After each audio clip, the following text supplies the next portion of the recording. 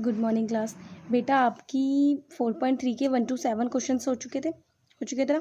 अब आते हैं लास्ट क्वेश्चन में, वो है एट्थ क्वेश्चन। क्या बोलता है जरा ध्यान से देखो, ठीक है। अमेरिका और कनाडा जैसे देशों में तापमान जो होता है वो फ़ारेनहाइट में नापा जाता है, मतलब एफ में, ठीक है, फ़ारेनहाइट। जबकि भारत जैसे देशों में तापमान जो होता है वो सेल्सियस में मापा जाता है। हमारे देश में तापमान जो है सेल्सियस से मापा जाता है, मतलब सी। यहाँ फ़ारेनहाइट को सेल्सियस में रूपांतरित करने के लिए समीकरण दिया गया है। बेटा ये वैलिड समीकरण है, ये रियल में वैलिड है। ऐसे ही होता है, फ़ारेनहाइट को सेल्सियस या सेल्सियस को फ़ारेनहाइट में ऐसे ही कन्वर्ट करते हैं। मतलब मान लो हम लोग यहाँ रहते हैं भारत में, तो हमें वहाँ का पता लगाना है, वहाँ कितना तापमान है, तो हम अपने तापमान के जरिए उनका तापमान पता लगा सकते हैं और उनके तापमान के जरिए अपना पता लगा सकते हैं, ठीक है। फ़ारेनहाइट और सेल्सियस का पता होना चाहिए। अब देखो फर्स्ट क्वेश्चन देखो क्या बोला है।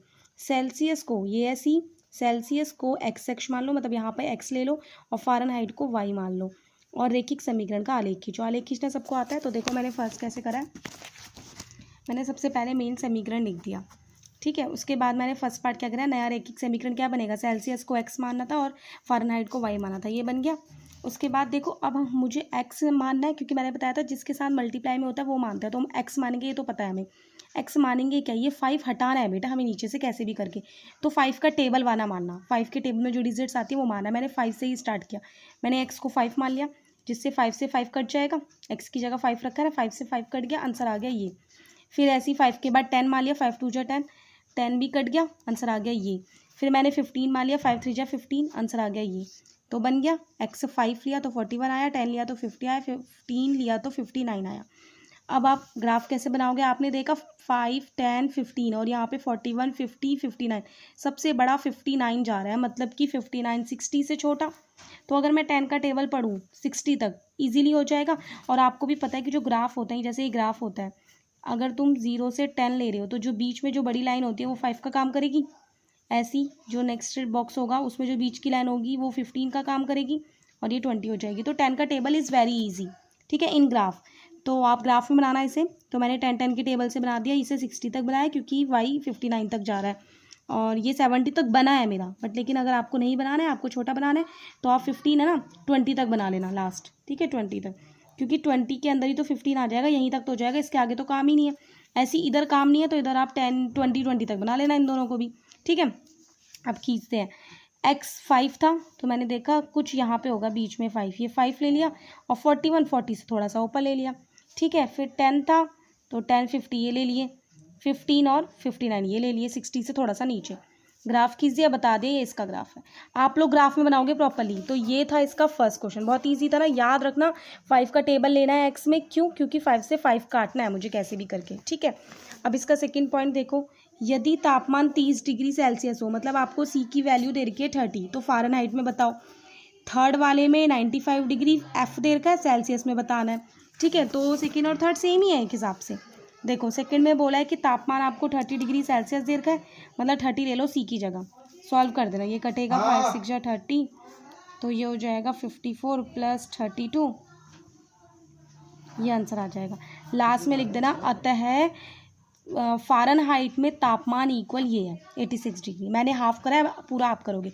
थर्ड पार्ट में अभी मैंने बताया 95 डिग्री फ़ारेनहाइट दे रखा है, तो एफ़ की जगह 95 ले लो, एफ़ की जगह 95 लिया। इसको मैंने पूरा सॉल्व किया क्योंकि ये इधर की साइड था, ये प्लस का 32 इधर आ जाएगा, माइनस का सॉल्व करा 63, ये 5 डिवाइड में मल्टीप्लाई में आ गया, ये 9 मल्टीप्लाई में डिवाइड में आ गया, ठीक है बेटा। सॉल्व करेंगे तो 7 पे कट गया, 7 पे कट गया, 5 6 जा 35 डिग्री सेल्सियस हो गया। तो सेल्सियस में तापमान कितना है ये, तो जैसे ये प्रॉपरली करा ना, ऐसे ही सेकंड वाले को प्रॉपरली करना है, ठीक है। अच्छा, इसका फोर्थ पार्ट क्या कह रहा है आपको, यदि तापमान 0 डिग्री सेल्सियस हो तो फ़ारेनहाइट में बताओ, और यदि तापमान 0 डिग्री फ़ारेनहाइट हो तो सेल्सियस में बताओ।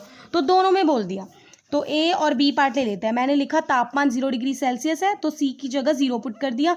इसको पूरा सॉल्व करोगे तो क्या हो जाएगा, एफ इक्वल, इसकी मल्टीप्लाई 0 से 0 होगा, प्लस 32, तो एफ की वैल्यू आ जाएगी 32। तो तुम नेक्स्ट लाइन में लिख दोगे, अतः तापमान फ़ारेनहाइट में 0 डिग्री है, सॉरी 32 डिग्री है, ठीक है। उसके बाद तापमान आपको 0 डिग्री फ़ारेनहाइट दे रखा है, तो 0 एफ की जगह पुट कर दिया, ये 32 यहाँ प्लस का दूसरी जगह जाएगा, माइनस का हो जाएगा, माइनस का 32 आएगा, फिर ये 5 क्या है मल्टीप्लाई में आ जाएगा, और ये 9 क्या डिवाइड में आ जाएगा। सॉल्व करके आंसर निकाल देना सी में कितना आया, प्रॉपर करना है, ठीक है। उसके बाद ना आपको जो नेक्स्ट क्वेश्चन बोला था ना, वो आपको ये बोला था लास्ट पार्ट इसका, क्या ऐसा कोई तापमान है जो फ़ारेनहाइट और सेल्सियस दोनों में संख्यात्मक मतलब डिजिट में समान हो? अगर है तो उसे ज्ञात करो। तो मैंने मान लिया, मानना तो आता है ना आपको, माना सेल्सियस और फ़ारेनहाइट दोनों में समान तापमान क्या है, x डिग्री है। तो अब मैं इधर भी x पुट करूँगी और इधर भी x पुट करूँगी। x पुट किया, ये इधर प्लस का इधर आके माइनस का, देखो पूरा सॉल्व किया, एलसीएम लिया है, 5 आया, 1 की टेबल में 5 पे आता है तो 5x आ गया और यहाँ 9x आ गया। सॉल्व किया मैंने, इधर सॉल्व करके दिखा दिया, 4x डिवाइड 5 आ गया। फिर मैंने ये 5 यहाँ डिवाइड में यहाँ मल्टीप्लाई में लिया, इवन 60 आया, ये माइनस का 4 यहाँ डिवाइड में लिया तो 40 डिग्री आ गया। तो x की वैल्यू क्या आ गई, माइनस का 40 डिग्री। तो मैंने लास्ट में आंसर लिख दिया, आता है -40 डिग्री ऐसा तापमान है जो सेल्सियस और फ़ारेनहाइट दोनों में समान है। तो ये क्वेश्चन बेटा समझ आ गया आपको, ठीक है। इसे कंप्लीट कर लो, उसके बाद मैं नेक्स्ट वीडियो में एक्सरसाइज 4.4 भी बताऊंगी, वो भी बहुत ईजी है, ठीक है बेटा।